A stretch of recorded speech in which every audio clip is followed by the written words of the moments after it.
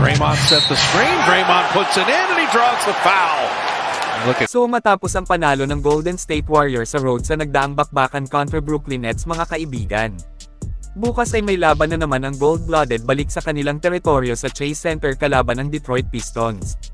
Isang magandang salpukan po ito bukas kasi parehong mainit ngayon ang magkabilang kupunan. Ang dalawang team ay parehong nakaupo sa rank number 6 sa kani-kanilang conference at may parehong kartada pa talaga na 38 wins at 28 losses. Kaya naman paniguradong mainit ang magiging banggaan nila.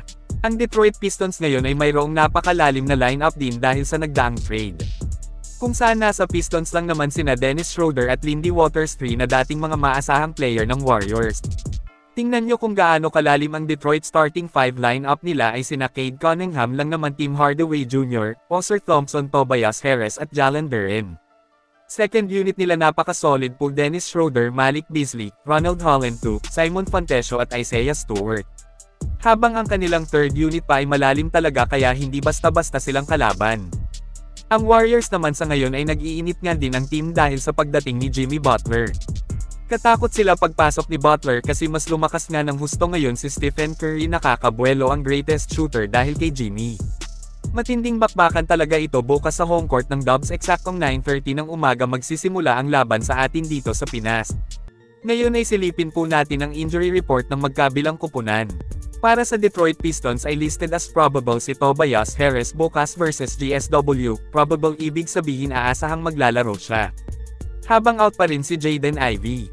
At para sa Golden State Warriors naman po mga kaibigan, ay mananatiling out pa rin si Jonathan Kuminga, sa ngayon wala pang eksaktong target date sa kanyang balik. Habang listed as questionable naman si Brandon Podziemski dahil sa back injury. Questionable ibig sabihin hindi sigurado ang paglalaro ni BP bukas kontra Pistons. Walang JK at Pod sa Dubs kaya kinakailangan maging agresibo lahat sila. Magdoble kayod para manalo kasi kapag natalo ay balik sa rank number 7 ang grupo. Kasi palaging nakaabang sa kanila ang Wolves. Kayo mga kaibigan anong team sa tingin nyo ang mananalo sa kanilang banggaan bukas? E-comment lang po yan sa ibaba at akin pong babasahin yan. Maraming salamat po mag-iingat at God bless sa lahat.